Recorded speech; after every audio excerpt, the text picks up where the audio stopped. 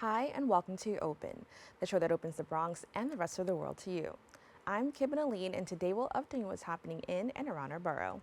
Coming up, the President and CEO at the Committee for Hispanic Children and Families speaks on how they strengthen the support system of learning for children and youth. Then the Executive Director of East Side House shares more information on how they care for individuals, families, and communities they serve by expanding opportunities to live more fulfilling lives through education and more. After that, the founder and CEO of Fix It with Piggy talks about their mission to provide hands-on experience and a solid foundation in creating websites and repairing electronic devices. And finally, the founder and CEO of LearnUP Solution talks about how they are collaborating with the New York Public Library for a two-part learning series. So stay tuned, all this and much more is headed your way because we're now officially open.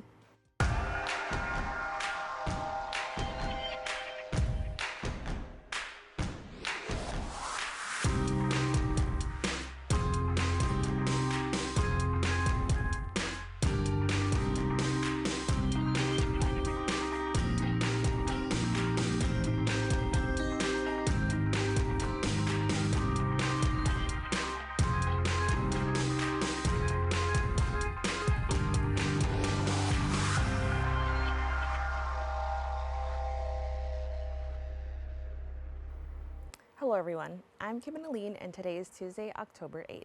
You are now watching Open, a program that brings the Bronx and New York City straight to you. Don't forget to stay connected with us via social media at BronxNet TV.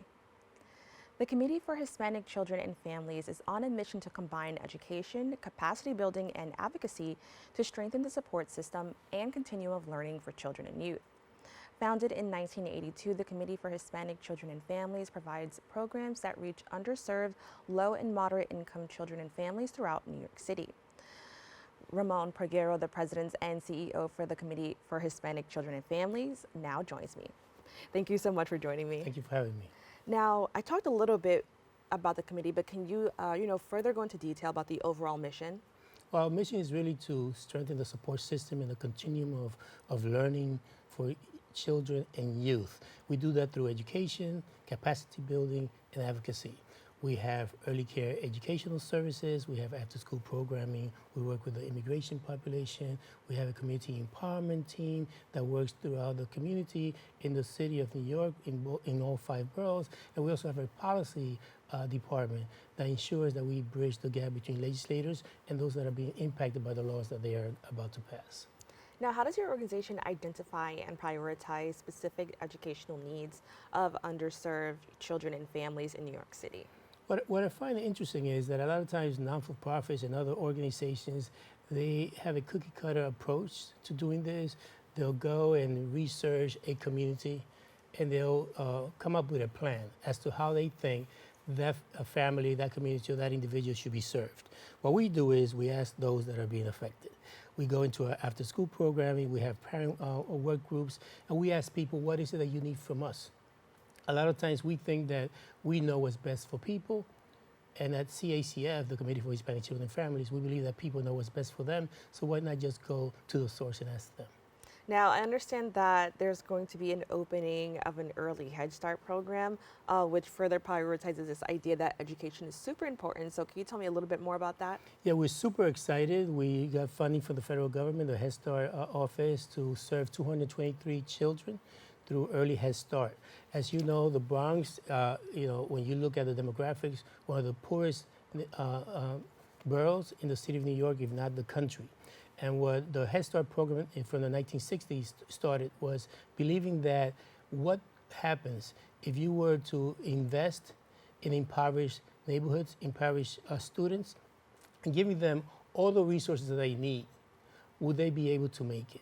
And they realized that there was a significant increase in improvement in both the lifestyle and the community at large. So the Early Head Start program that we are about to open looks at a holistic approach to serving not only the children, but the families and the community. Because we understand both through the Early Head Start and the Committee for Hispanic Children and Families that if you don't elevate everything around that child, you have done nothing, because they're part of a larger sphere of people and community. So we believe that this new Early Head Start is going to do wonders for the children and the families in the Bronx. Now you mentioned holistic, approach. Can you explain, what does that look like, in an early Head Start program? Of course. I mean, if you were to take a child, whether it be an early Head Start program or an after-school program or any type of educational setting, and you were to give them all the resources possible, but yet when they go home, they have some issues with housing. They're underhoused, they're in a shelter, or they're working, they're living with 3 or 4 different family members. If they have immigration issues and they're concerned about their parents not being home when they get home, when their parents are employed or not employed at all those factors are going to impact the lives and the education of the child. So the holistic approach is, let's deal with the entirety of the issues. Let's bring in the parents, let's bring in the caregivers, let's take care of the community, because the child is not in a vacuum. They're part of all those things. So if we take care of all those wraparound services for the entire family, we're also taking care of the education of that child. Now, how does this program also support health and wellness?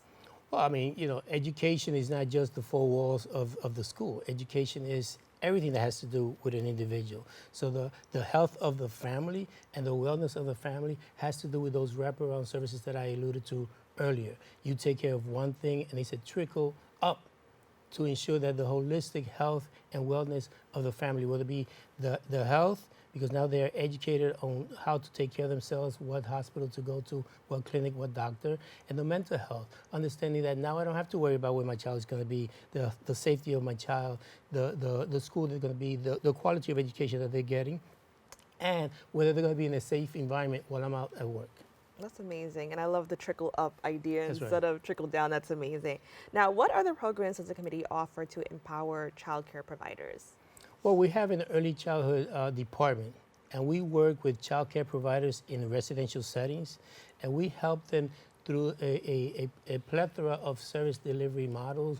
We help them with CPR, first aid. We help them with medical administration servicing, curriculum, setting up the curriculum, setting up their spaces, ensuring that there is quality, nutritional education, and other child development accreditation training that they need to ensure a quality setting for quality education for the children.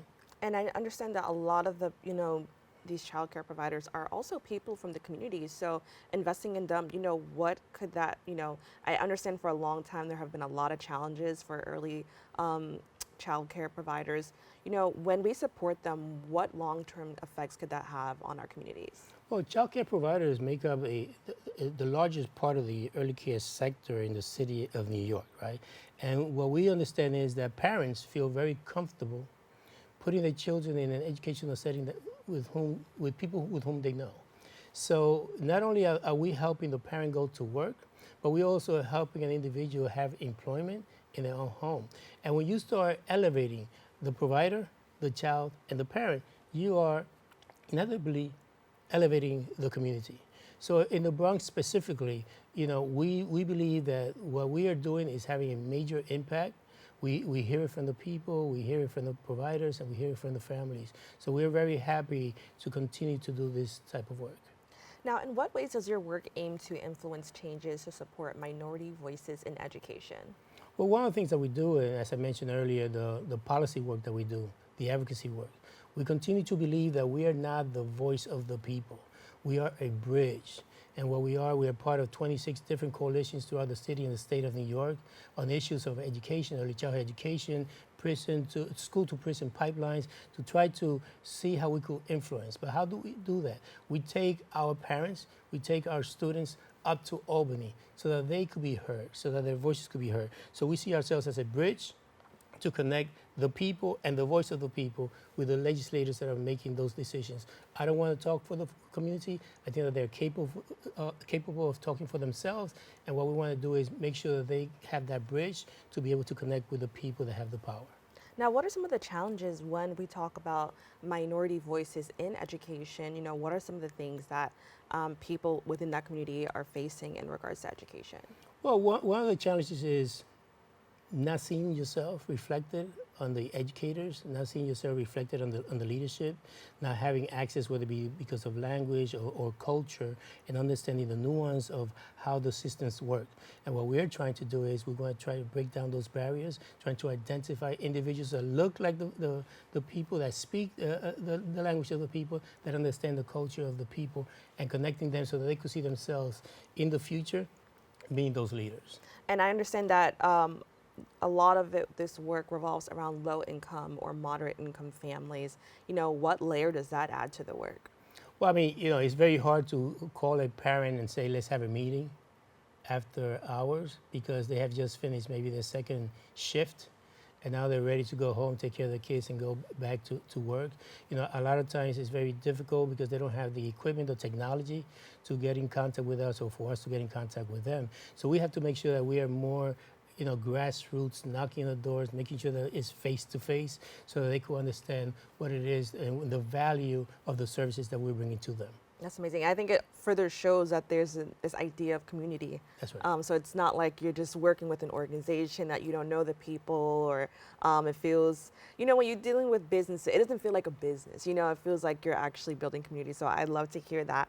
Now, speaking of community, what role do community partnerships play in enhancing the services you provide? And how do you engage with other organizations that kind of help build this effort? Well, it's interesting because no not-for-profit could do it all. We have all the services. So what we need to do is identify, let's not reinvent the wheel, as they say. Let's identify partners in the communities that are doing things that we're not doing. Vis-a-vis, you mentioned mental health and so forth. So what are the hospitals? What are the clinics? What are the psychologists and psychiatrists in the community? Where are the jobs? Where are the bodegas? Where are the clinics? Where are the elected officials that are going to be able to help us holistically attack the problems? Because not one organization is going to be able to say, we did it all. That's amazing. And then where can people go to learn more about the services that you provide? And if there are possibly, opportunities for volunteers or people who want to get involved, where can they go? Well, the old way is you could call us 212-206-1090, or you could visit us at our website, CHCFINC.org. Now, I'm curious to know, can you explain, what do you hope to see for the future of the Head Start program? I understand that this is just the beginning. What do you hope to see, 5, 10, 15 years from now? What I hope to see is a revolution, really, especially in the Bronx.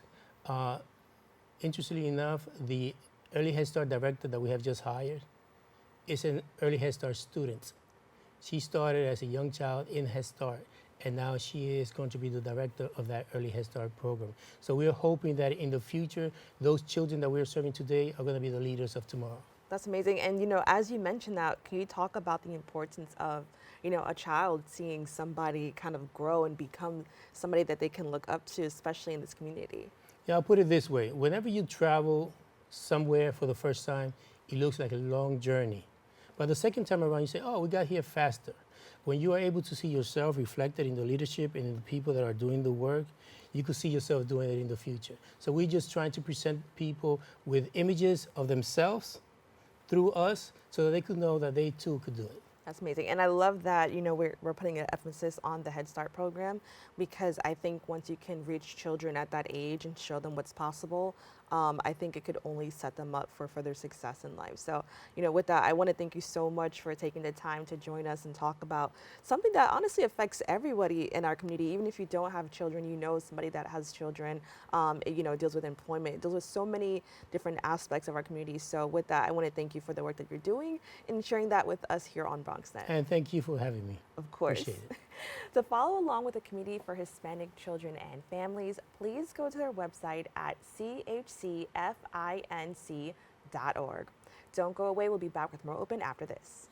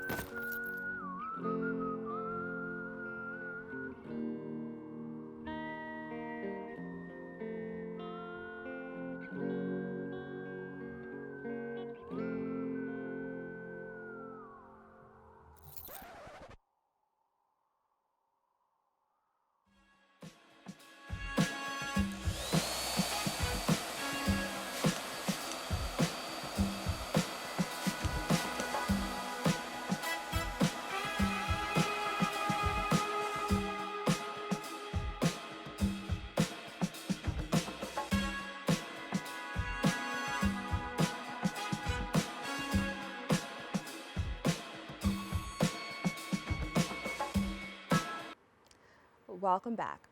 For over 130 years, Eastside House Settlement has been a source of hope for those in need. Founded in 1891, its mission was to serve the community through education.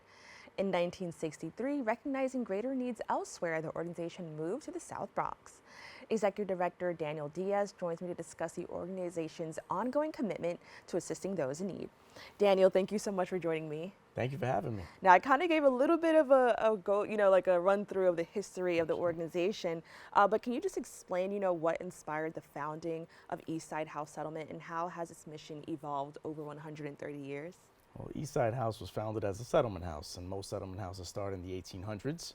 And so ours started in 1891, and the founding was to help the community members, the people that lived in the community who needed help with education and workforce. And over 133 years, we've been doing just that. And so today, our mission is just as strong as it was 133 years ago. Although it's not in the Upper East Side of Manhattan, it's in the South Bronx, we still kept the name of Eastside House.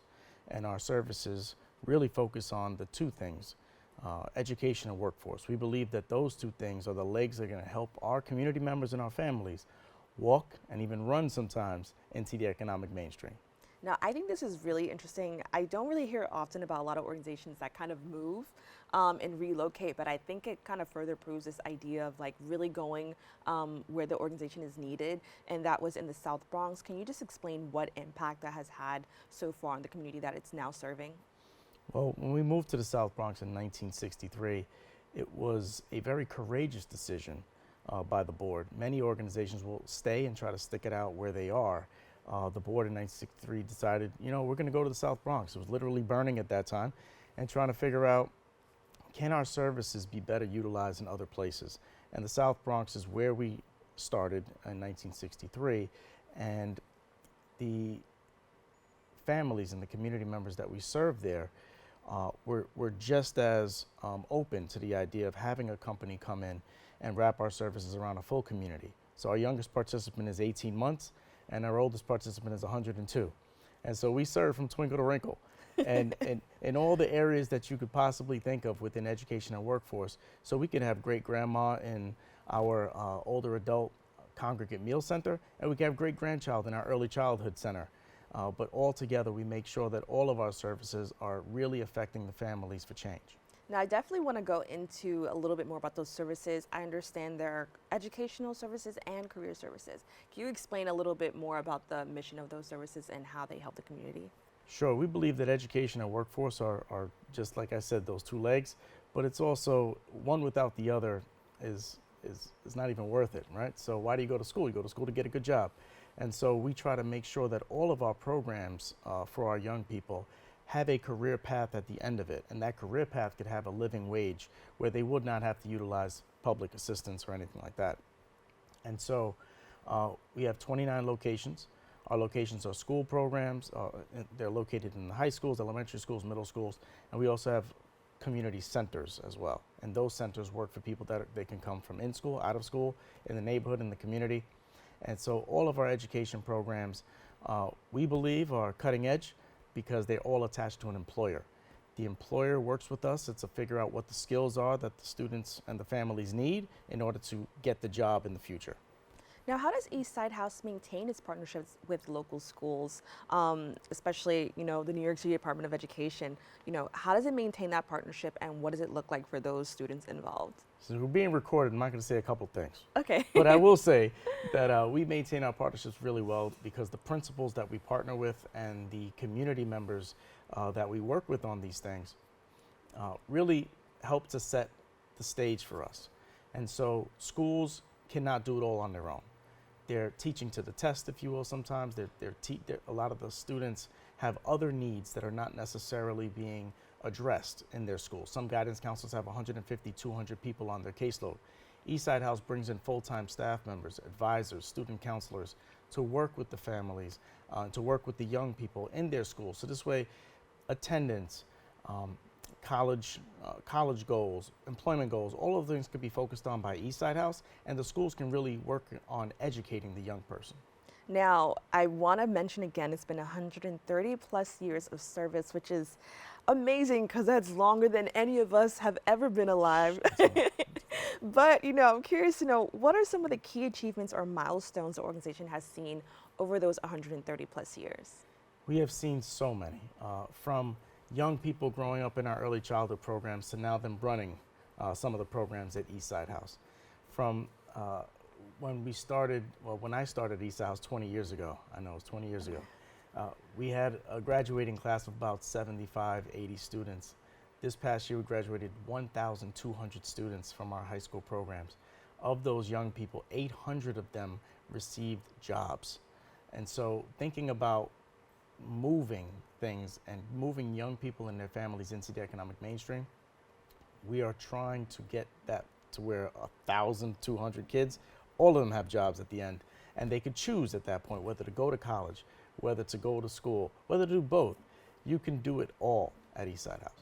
That's amazing. Now, in what ways does Eastside House engage with the community to ensure that its program meets the needs of those it serves? So, what does feedback look like, or how you are getting that feedback? We have a lot of groups. We have young people groups in our community centers that they're advisory councils, if you will. We also have those groups in the school-based programs.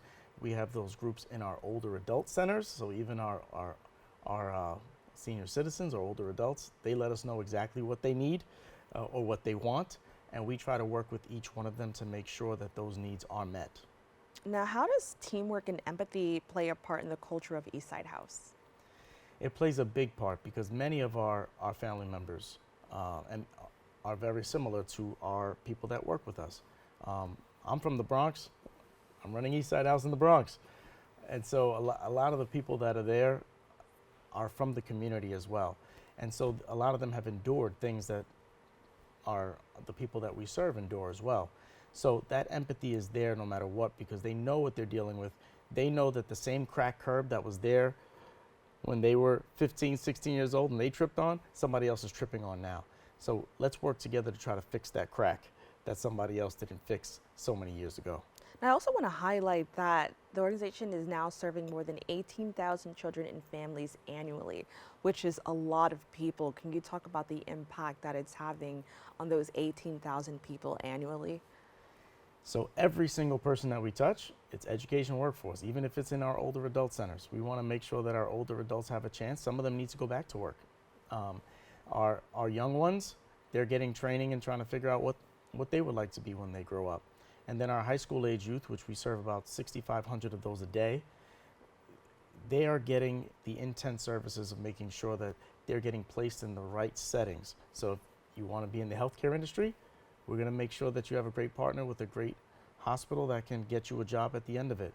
If you don't want to do blood and guts and you want to do something else, we can get you into something else, whether you want to be in the construction industry, you want to go to OSHA 30, OSHA 10 classes, all of the different things that you could possibly think of to build stackable credentials to then get people employed. Now, there's so many different areas of the community that you're serving. How do you manage or, kind of take the time to focus on what each group needs and ensure that they're getting the most out of that? We have an awesome team at Eastside House, and our team has been here a long time. I just mentioned to you before, I was there 20 years. The head of my programs, all of our programs, she's been with me 17 years.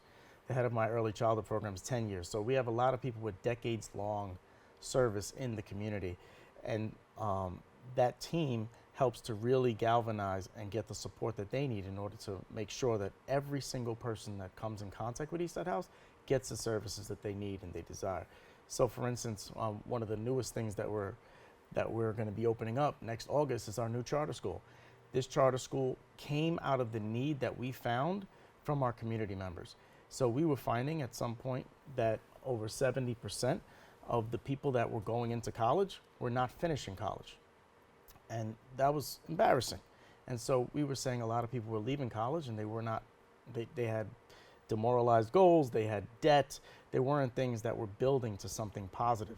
And so we said, what can we put in their back pocket? And so one of those things was a certification and also a job. And so we are now building a charter school that is fully career technical education within the healthcare industry and partnering with New York Presbyterian Hospital.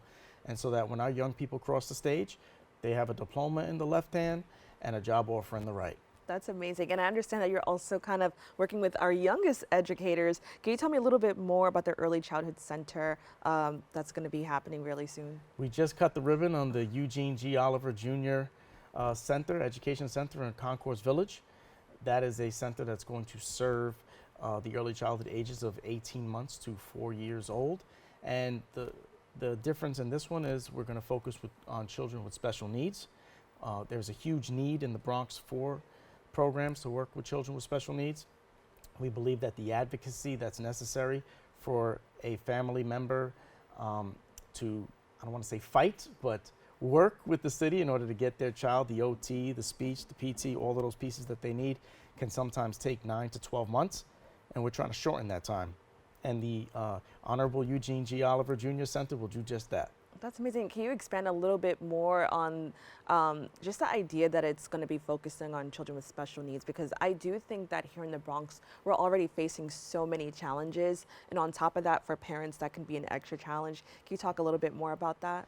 Well, in our other early childhood centers, we have 4 other centers. We were seeing that about 30% of the kids that were coming in had special needs. They needed something. They needed speech. They needed OT.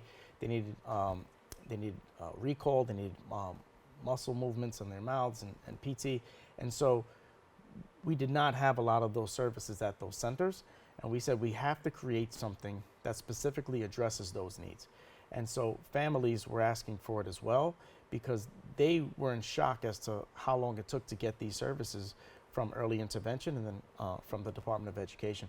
And so we decided that we were going to take up that challenge, roll up our sleeves, if you will, and you know, pick up bigger boxing gloves to help the parents fight the fight for their children. Now, how can individuals or organizations get involved with Eastside House to support its mission and services? Well, you can definitely go on our website at eastsidehouse.org. You can, if your child is in need and you think that the charter school was something that you wanted your child to be involved in, our first 9th grade class is going to start next August. So if your child's in 8th grade, our school could be for you. If you're in need of employment services, go to our website. We have all of the numbers there. If you call and you ask for the specific programs that are listed on our website, somebody will get back in touch with you right away. Well, Danny, thank you so much for joining us and having this conversation. And I also want to say congratulations on 20 years. That's pretty amazing on the work that you're doing in the community. My hairline looked a lot different 20 years ago, I'll tell you that. But thank you. Well, yeah, I want to thank you so much for that. To learn more about this organization's efforts, please go to their website at eastsidehouse.org. Stay tuned. We have more for you right after this.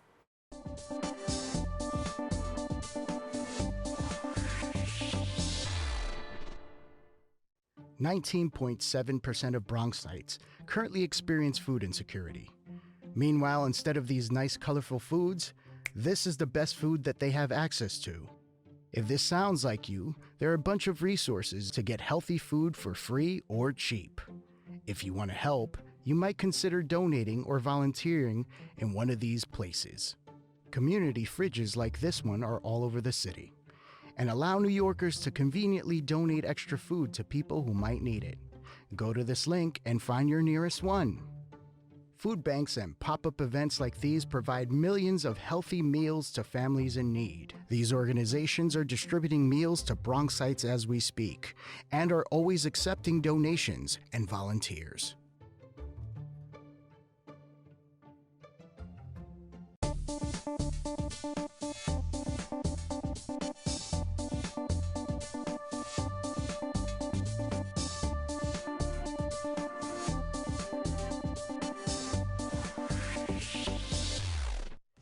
Hey Creative Family, my name is Timothy Coleman and I'm the Director of Education here at BronxNet.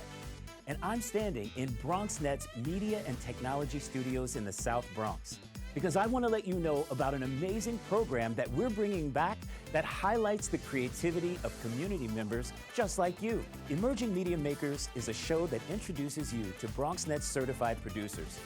They've taken a step in their creative journey by enrolling in BronxNet's media training classes. On this show, you'll get to see the many ways that our certified producers have created a space that's all their own.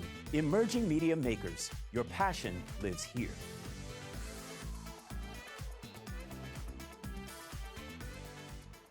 Welcome back. Fix It with Piggy is an ed tech company dedicated to empowering youth through technology. The organization has served over 300 scholars and provided internships for more than 30 high school students. To further their mission, Fix It with Piggy launched a new coding initiative called Code with Piggy Under 60. Ashonda Culcleasure, the founder and CEO of Fix It with Piggy, joins me to discuss the program. Ashonda, thank you so much for joining me. Thank you for having me. Now, can you explain a little bit in more detail what Fix It with Piggy is? I know I gave an overview, but I'd love to hear about it from you. Of course. Fix It with Piggy is an edtech company with a mission to empower the youth through technology. And we do that by partnering with schools and organizations to host a variety of tech courses to their children. That's ranging from hardware, software repairs to web development as well. Now, what I love about this is that there's been a lot of negative talk about children and technology and how they use social media or how kids today seem addicted to technology. But I think that this program kind of puts a positive spin on it and shows that there's so much opportunity when you do understand and learn more about technology. Can you explain, a little bit more about why that could be important for children? I can start by saying, growing up, I wasn't taught that I can be a part of the world I contribute to every day. And I have 2 young boys myself, and I watch my children on these technological devices where they're contributing to it every day, but they're not really being a part of it. I think that in our courses and in our classes with children, we're integrating them into that world that they contribute to every day, letting them know that you can build that game you play every day. You can build that website you browse on and you shop on daily. You can do certain tech adjacent things to contribute to the world that you partake in daily. Right. Just putting a positive spin to it as opposed to just having them sit on their devices and play around with them. They're learning and they don't know that they're learning in doing so. Right, and some of them are very talented. The things that I see that they do and the editing and the coding and something these children are really talented. And I love that it's kind of that talent and energy is being put into something positive. So I definitely wanted to kind of highlight that for a second. Now, can you talk a little bit more about Code It with Piggy Under 60 and what that program is all about? Yeah, so we had a lot of pushback. I wouldn't say pushback, but there are a lot of parents that hear about our program that have children that aren't in our classes or don't have children enrolled into the schools and organizations we're partnered with. So that a lot of parents is like, hey, how do we get that? How do we do that? And with the overwhelming responses of what we were doing, I decided to do Saturday coding courses. We are now stationed with the Bronx Business Tech Incubator Space with CUNY on Account course. So we're going to be utilizing those tech labs and the computer rooms to have children come in for an hour over the Saturdays, just to learn a little bit about or the basics of web development, focusing on HTML, CSS, and just focusing on themselves as well. A lot of our projects integrate emotional and social learning with the web development side as well. And can you expand on that? Because when we think technology, we don't think about how that could affect our emotional or social learning. So can you expand on that a little bit more? Right, and that's true. It took one of the projects for me to understand that, we're learning more about ourselves than I thought.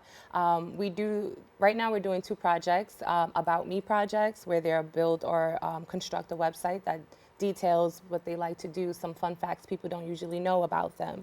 And then we do one with My Ideal School. So with My Ideal School, they speak on the relationship between students and admin, what the classrooms look like. When they walk in, what do they feel? One of the students coded how when she walks into the classroom, they're gonna say, you're good, you're morning, good morning, but you're for the Bronx. That might not actually work, but in doing so, I realized the kids are yearning for a connection. They're yearning for representation. When we enter classrooms, you're told to take your headphones off. You're told to put your phones away. Anything that identifies who you are is now being stripped away. And now the person instructing the courses don't look like me. They're not speaking like me. Where do I fit into this? So in doing that project, I learned a lot about myself, about my students. The next day when we did the recording part of that project, they were like, well, let's just come as ourselves, because everyone was like, what do I look like? My hair is not done, Miss. So when we all came as ourselves, they were like, Miss, this is how you look. I'm coming in with t-shirts and sweatpants. That's what I wear daily. And I'm like, yeah. She's like, oh, that's us. And when she said that's us, that's when I put that connection. Wow, they're looking for representation, and now we're trying to integrate that in more of our classes and in the partnerships we have with schools. That's amazing. And I understand that this is a 12-week program. Can you just, explain, over these 12 weeks, what do you hope children gain from this experience? Right. So over the 12 weeks, again, they'll be learning the fundamentals of web development, focusing on HTML and CSS.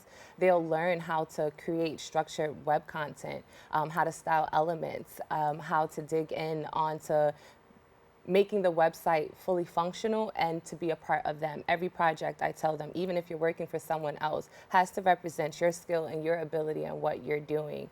Over the 12 weeks, we will have or meet in manageable hour-long sessions, so that gives the students time to relax. It's a Saturday. It doesn't really feel like they're learning because of the environment that we create, the safe space that we create. Even though it's a tech lab, we're going to have more pieces of them, headphones. If they need to listen to music to do certain tasks, we've considered all learning aspects for each child so that we create an inclusive environment while they're learning, again, to just reach the end goal of building websites. And how do you measure the success and the impact, of the program on the students? Our hands-on projects, that gives us real life data, so we get to watch the progress of the students. We do formative and summative assessments. So when the students begin the progress, begin the class, they'll take an assessment so we can see where they're starting, the levels that they're on, and then kind of go from there. And then before they exit the program, they'll end with another assessment so we can engage. Also speaking with families and being really close, engaging with parents and things of that nature, having those conversations to see if the parents are seeing and have the ability to see their progress in their child as well. That's really important to us, to make sure that we're all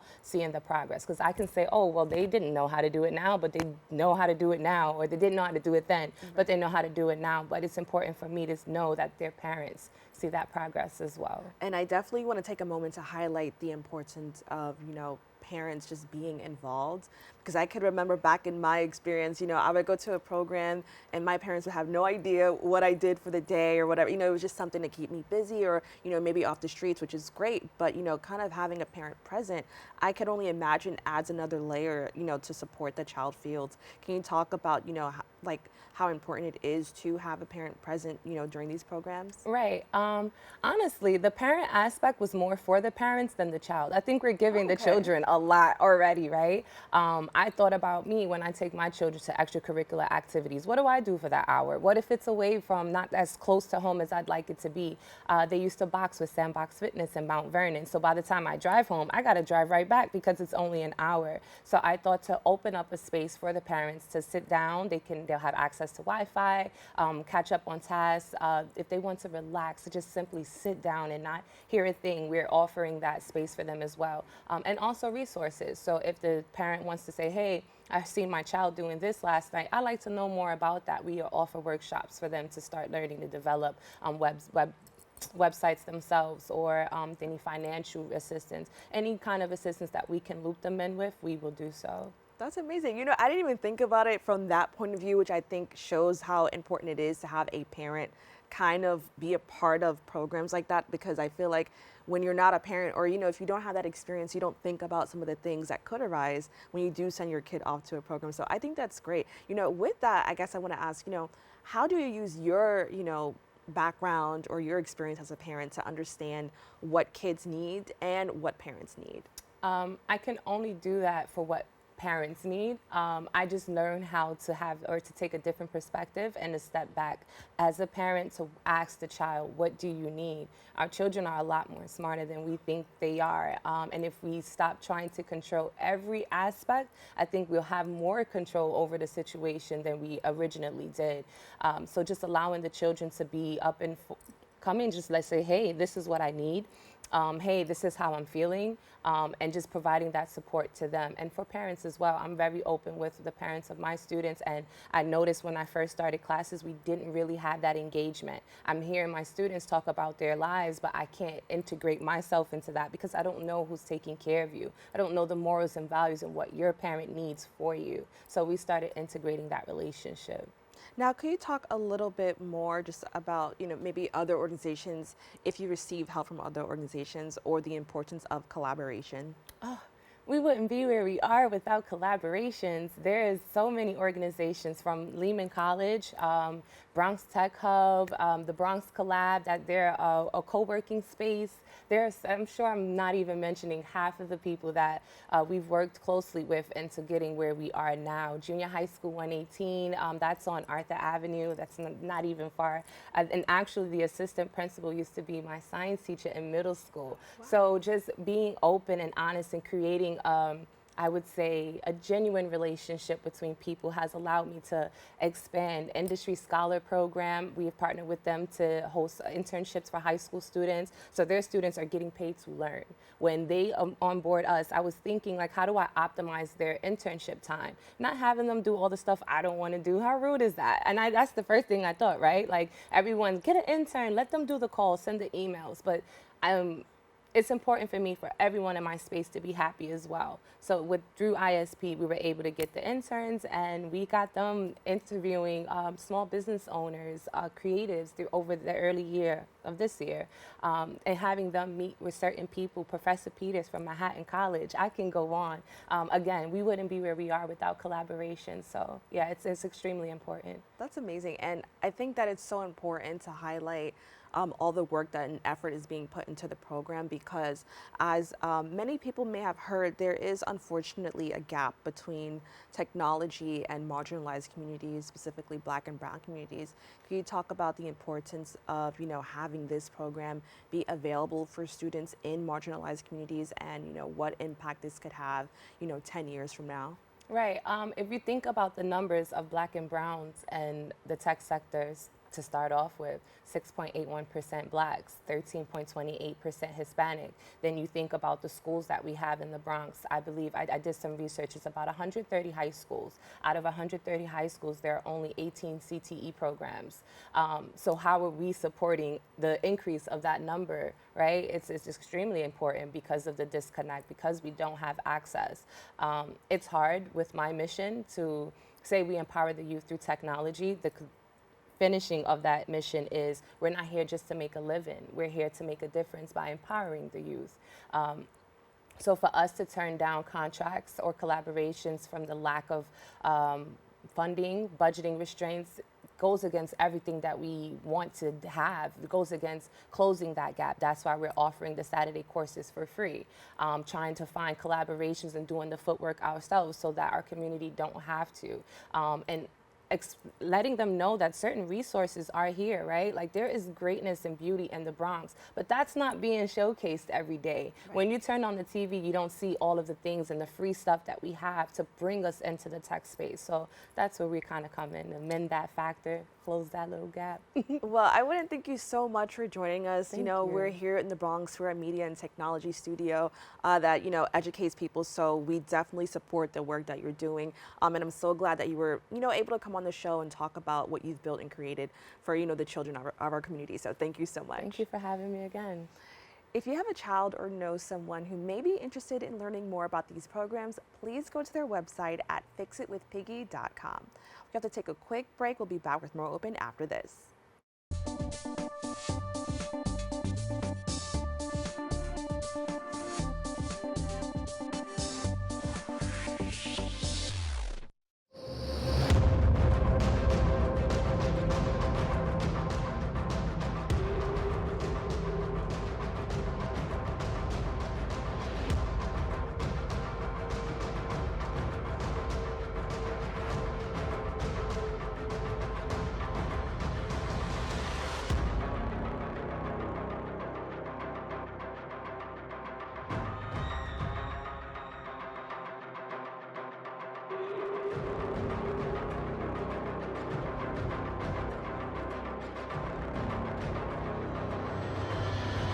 What's up, creative family?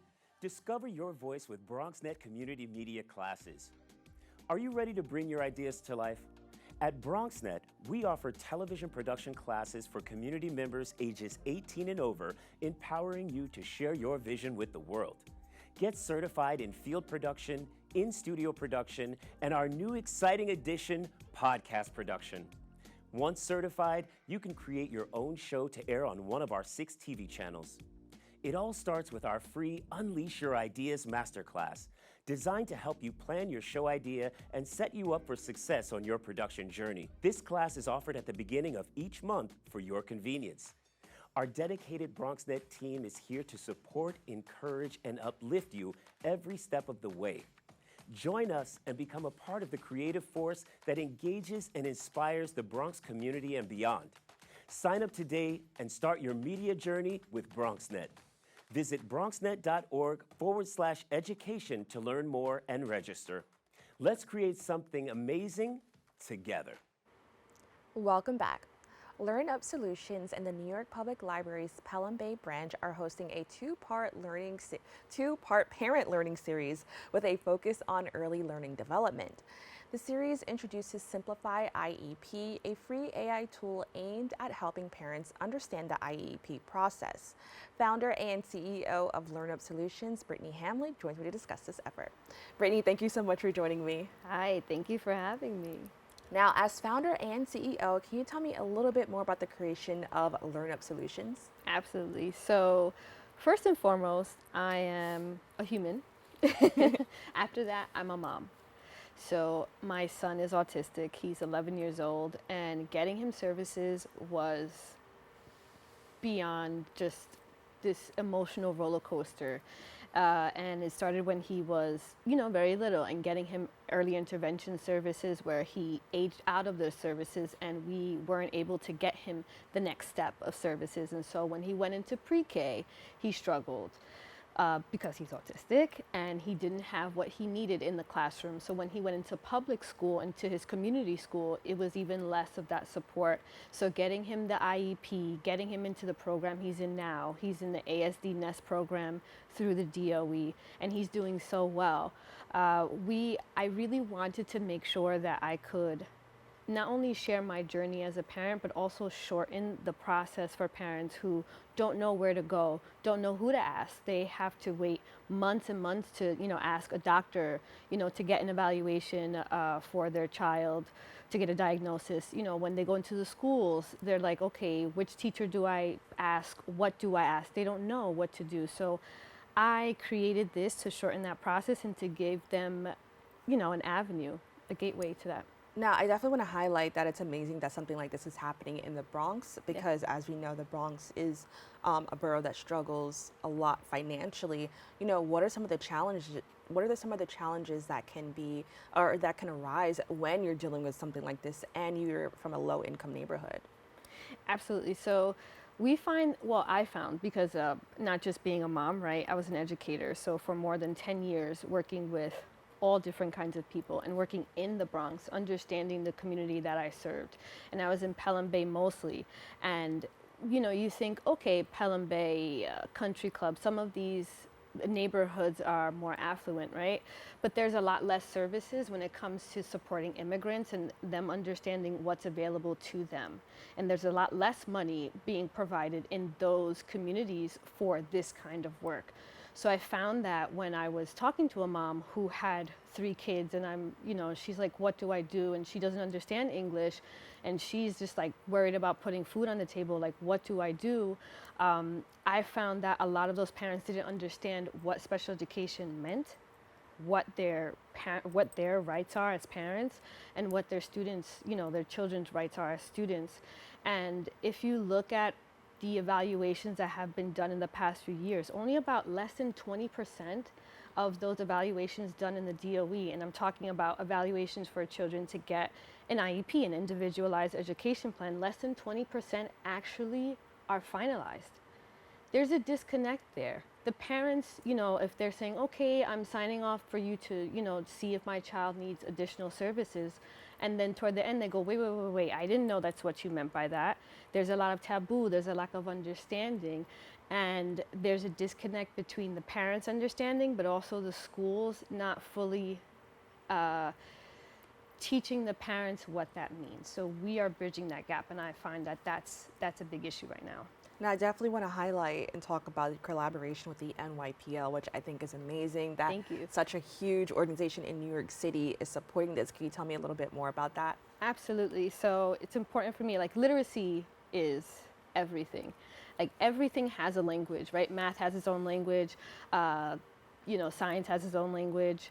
And so language development, and we're talking about early learning and language development, is really, really tied to emotional development and emotional health. So when parents understand, and this is why we're collaborating with the New York Public Library to provide this free learning experience for parents to go to and utilize a resource that's already in their neighborhood, steps away from where they live. You don't have to go all the way out to Manhattan. If you're not in Manhattan, go down the block from where you live and learn with other parents, speak to other people, learn from us what you can do to help to build your child's literacy skills, but also how you can develop those emotional skills, right?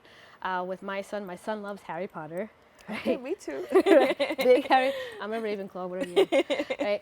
So he really loves the movies, right? And one thing that I started doing is, okay, now let's read the books. And it's and usually in the classroom it's the opposite. You read the book and then you watch the movie, or they put the movie on. I don't know how it was when you were in school, but I teach parents, like, do the opposite, right?